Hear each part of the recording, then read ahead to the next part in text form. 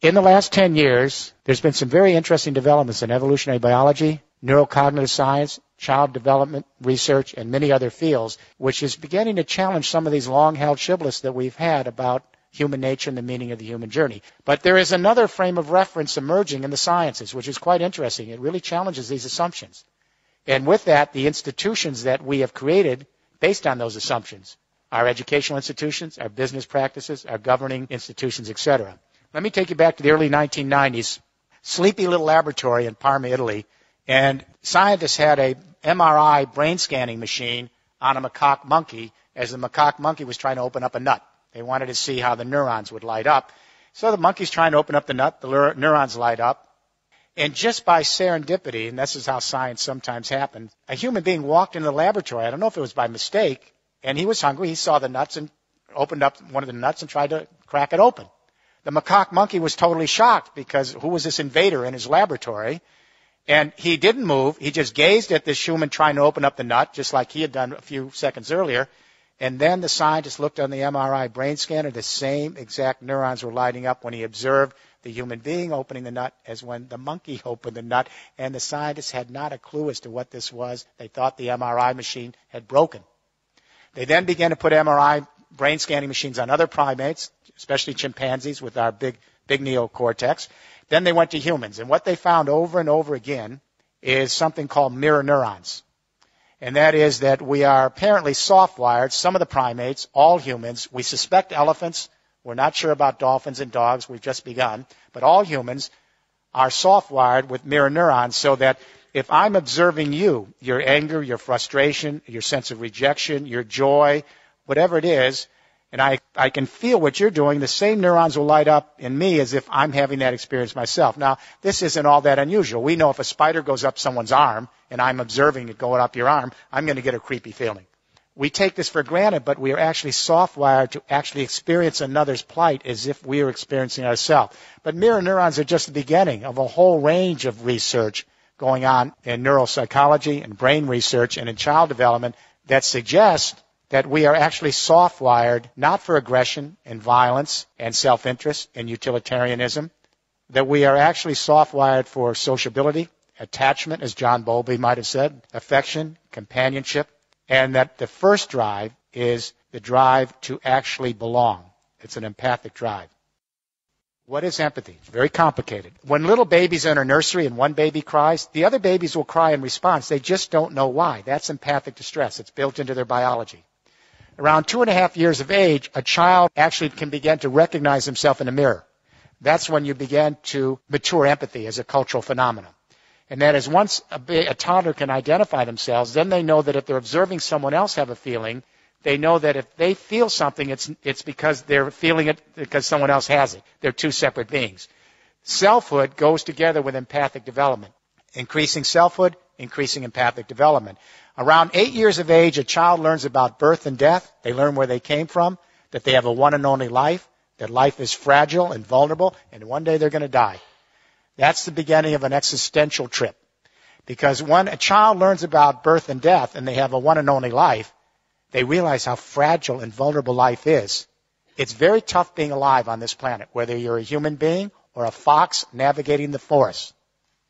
So when a child learns that life is vulnerable and fragile and that every moment is precious and that they have their own unique history, it allows the child then to experience another's plight in the same way. That other person or other being, could be another creature, has a one and only life.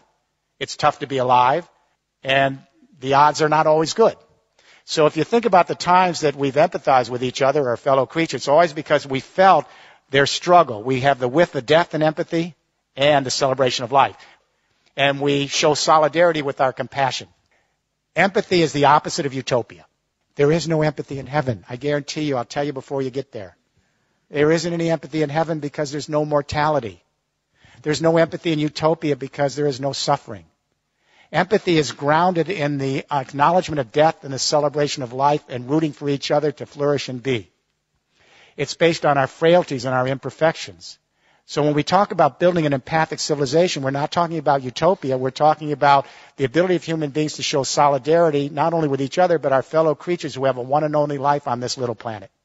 We are Homo empathicus. So here's the question. We know that consciousness changes in history. The way our brain is wired today is not the way a medieval serf's brain would be wired, and their brain wouldn't be the same as the wiring of a forager hunter 30,000 years ago. So the question I asked at the beginning of this study 6 years ago is, how does consciousness change in history? Because I wanted to imagine the following proposition. Is it possible that we human beings who are soft-wired for empathic distress, is it possible we could actually extend our empathy to the entire human race as an extended family, and to our fellow creatures as part of our evolutionary family, and to the biosphere as our common community? If it's possible to imagine that, then we may be able to save our species and save our planet. And when I say to you tonight, if it's impossible to even imagine that, I don't see how we're going to make it. Empathy is the invisible hand. Empathy is what allows us to stretch our sensibility with another so that we can cohere in larger social units. To empathize is to civilize. To civilize is to empathize.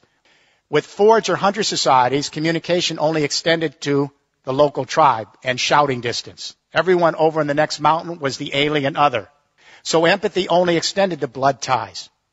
When we went to the great hydraulic agricultural civilization, script allowed us to extend the central nervous system and to annihilate more time and space and bring more people together.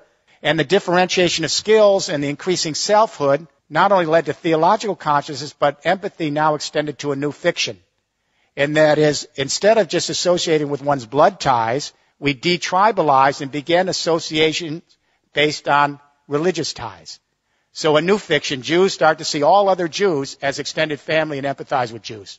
Christians start to see all other Christians as extended family and empathize with Christians. Muslims, the same. When we get to the 19th century, the Industrial Revolution, and we extend markets now to larger areas and create a fiction called the nation state. And all of a sudden, the Brits start to see others in Britain as extended family. The Germans start to see Germans as extended family. The Americans as Americans. There was no such thing as Germany. There was no such thing as France. These are fictions. But they allow us to extend our family so that we can have loyalties and identities based on the new complex energy communication revolutions we have that annihilate time and space. But if we have gone from empathy in blood ties to empathy in religious associational ties, to empathy based on national identification, is it really a big stretch to imagine the new technologies allowing us to connect our empathy to the human race writ large in a single biosphere? On what reason would we stop here at the nation-state identity and only have ideological empathy or theological-based empathy or tribal-based blood tie empathy? We have the technology that allows us to extend the central nervous system and to think viscerally as a family, not just intellectually. When that earthquake hit Haiti, and then Chile, but especially Haiti, within an hour the Twitters came out, and within 2 hours some cell phone videos, YouTube, and within 3 hours the entire human race was in an empathic embrace coming to the aid of Haiti. If we were, as the Enlightenment philosophers suggested, in materialistic, self-interested, utilitarian, pleasure-seeking, it couldn't account for the response to Haiti. Apparently, 175,000 years ago in the Rift Valley of Africa, there were about 10,000 anatomically modern human beings walking the grasslands, our ancestors. The geneticists located one database woman. It's a database line. Apparently, her genes passed to everyone in this room tonight. The other ladies didn't make it.